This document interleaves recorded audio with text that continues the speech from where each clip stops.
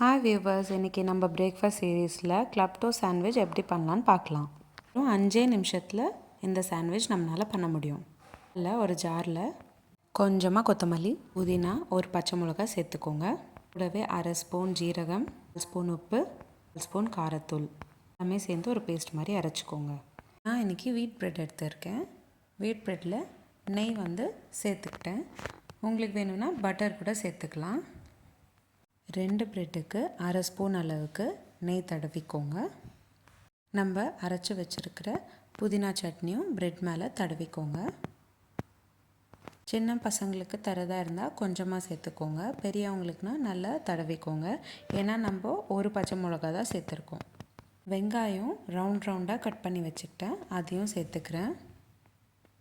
வேக வச்ச உருளைக்கிழங்கு ஸ்லைஸ் பண்ணியிருக்கேன் ரவுண்டாக, ஸோ அதையும் நான் சேர்த்துக்கிட்டேன். கூடவே தக்காளி, கூடவே வெள்ளரிக்காய், கொஞ்சமாக பொடிசாக கட் பண்ணிக்கிட்ட கேரட், கூடவே கொஞ்சமாக கேப்சிகமும் சேர்த்துக்கிட்டேன். இப்போது நம்ம புதினா தடவி வச்சுருக்கிற இன்னொரு ப்ரெட்டை க்ளோஸ் பண்ணிக்கிறேன். லேசாக ப்ரெஸ் பண்ணிக்கிட்டு கொஞ்சமாக நெய் தடவிட்டு தோசை பேனில் 2 பக்கமும் வேகிற மாதிரி சுட்டுக்கணும்.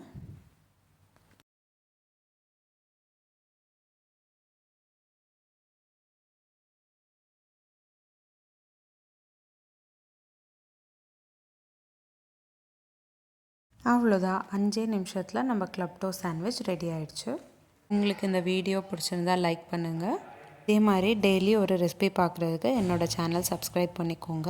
மீண்டும் சந்திப்போம் ஒரு அழகான ரெசிபியுடன். தேங்க்யூ.